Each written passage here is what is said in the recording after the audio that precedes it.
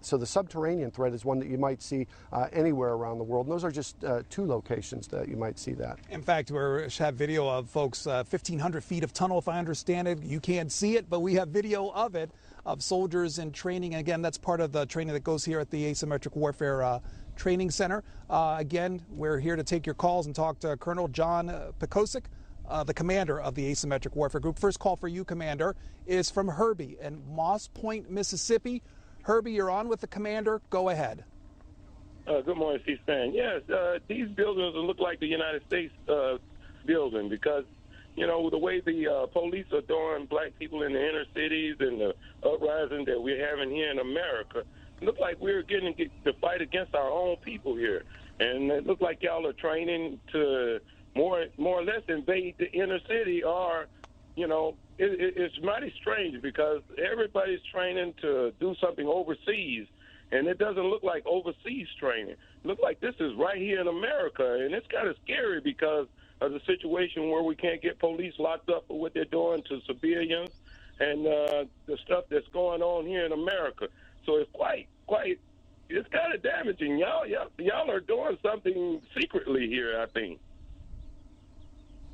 Herbie, that's not really true. What we're doing is training U.S. soldiers to be able to operate in any contingency around the world. When you look at what U.S. Army soldiers do, they have to be able to operate along a contingency from disaster relief to high-end military conflict, and that's what the center is really designed for. It's to be able to replicate any environment that we might have to fight in. I mean, we, as we said earlier on, we are in Virginia, and that's where we live. I mean, we're U.S. soldiers. We're stationed in the United States, and so the center is located here, so it's convenient and easy to train on.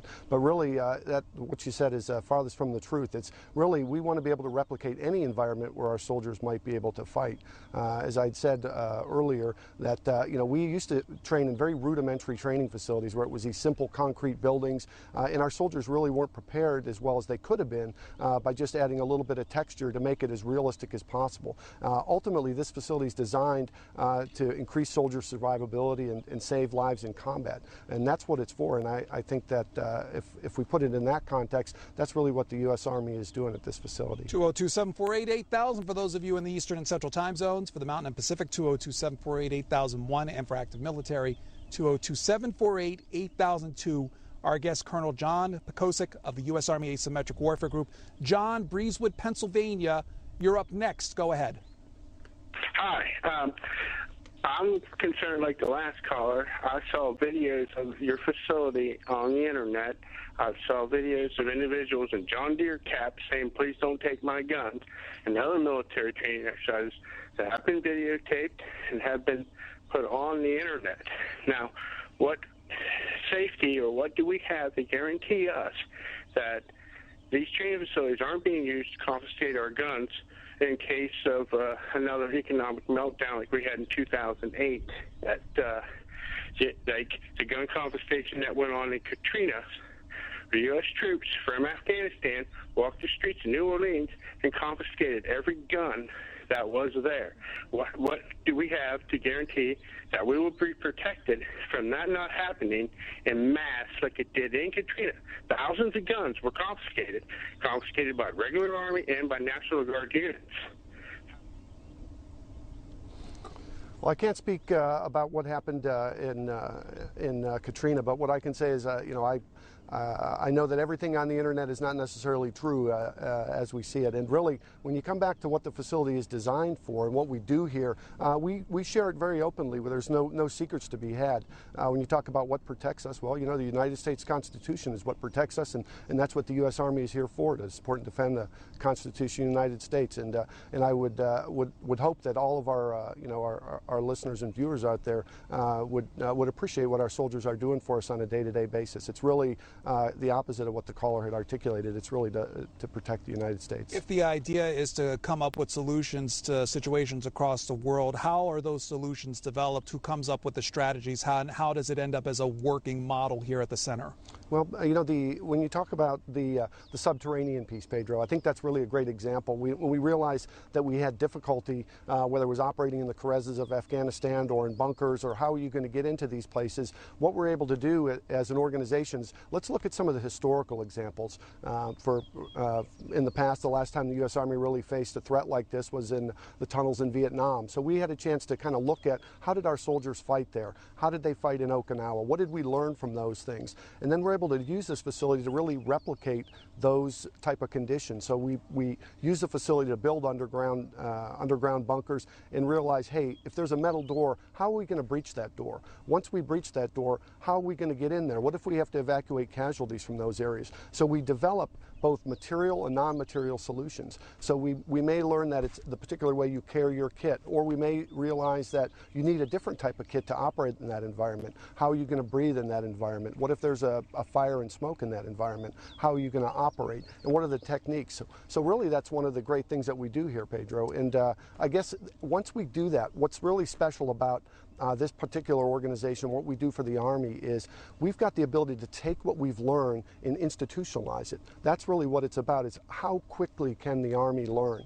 When we talk about what's special about the United States Army, it's not about the tanks or the ships or the things that we have. It's about the people and our ability to adapt rapidly, and more rapidly than our adversary, is really what's special here. So I think this is really a location where we can adapt quickly, and you can see change happen right here at Fort A.P. Hill. So before we go too far in, this topic of asymmetric warfare, define what it is in English. It generally describes a change in nature as far as those who would use this type of warfare in conflict zones or other places in the world. How do you define it?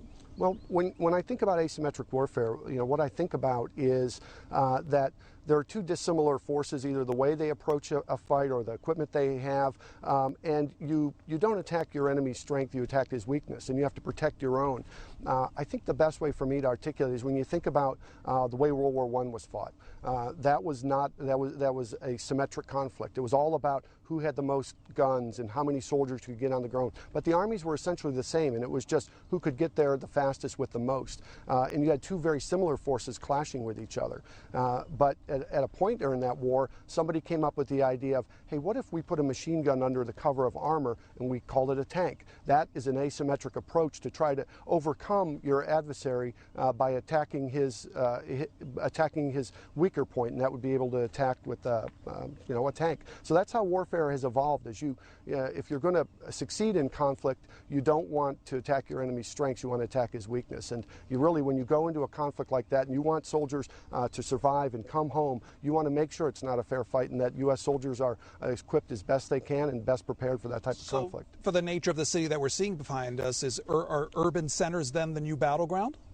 Well, when you look at what's happening in the world today, there's a huge population growth. A lot of times we look at the growth of these megacities all over the world where there's millions and millions of people in very close quarters. And if conflict is going to occur in regions like that, we want our soldiers to be able to understand the techniques that they've got to be able to apply in those environments. You want to do it here at Fort A.P. Hill, do it here in Virginia. The first time, we call on our soldier to have to figure out how are you going to get to the top of that 5-story building with no elevator, no ropes, is here at Fort A.P. Hill as opposed to some far off land.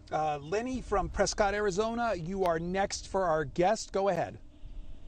Yes, good morning, Colonel. I wanted to alert our citizens and to get an explanation, if we could, for an exciting military training called Jade Helm 15, which is all over the internet. I guess it involves 10 states, and there's going to be civilians participating in towns like Big Spring, Texas.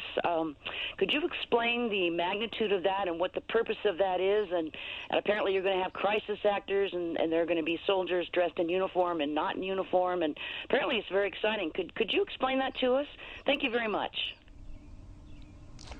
Unfortunately, it's not something that I'm familiar with, so I can't really explain that.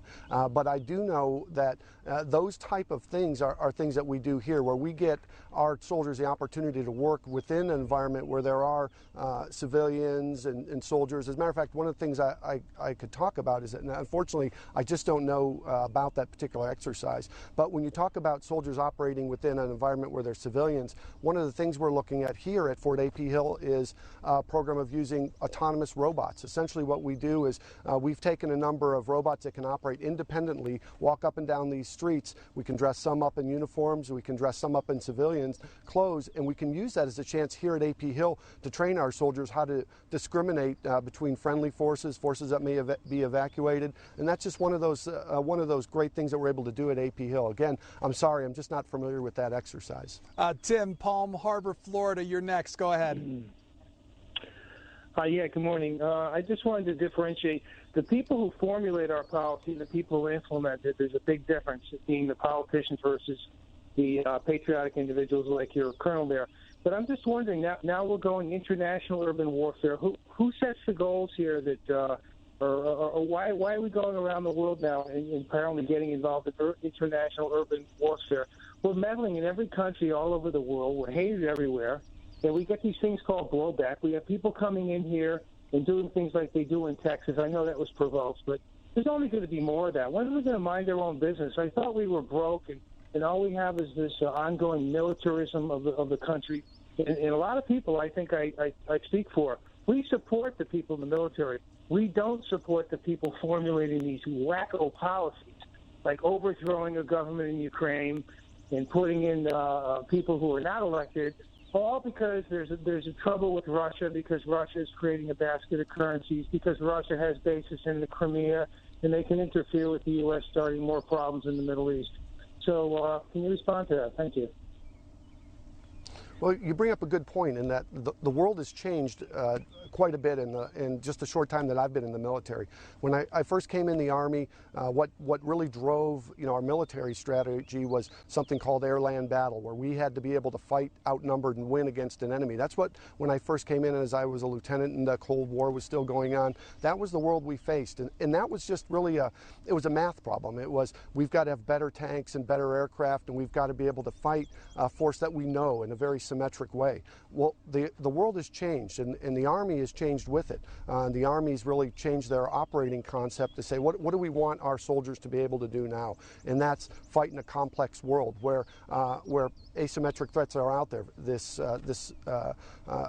facility that you see here today is meant to replicate that, so we can really prepare our soldiers to do things where we might not know they're going to have to operate in the future. So again, I really think that the facility itself here is designed to serve our Army and help our soldiers face those challenges that they're going to face in the future, because we really don't know what that's going to be. It's a very complicated world out there, and things have changed, and we really want our soldiers to be those agile and adaptive leaders and soldiers, so that we can, accomplish what our nation asks us to do. The Fort AP Hill Military Base in Virginia is where you'll find the Asymmetric Warfare Training Center. 300 acres, part of it specifically devoted to these buildings that we've been showing you this morning. Also tunnels underneath and various type of structures on the campus. We'll go next to Justin, Petaluma, California. Thanks for calling. Go ahead. Thank you very much for taking my call. I got to reflect what a lot of the callers have said today. And as I'm watching the program now, this is just very scary stuff.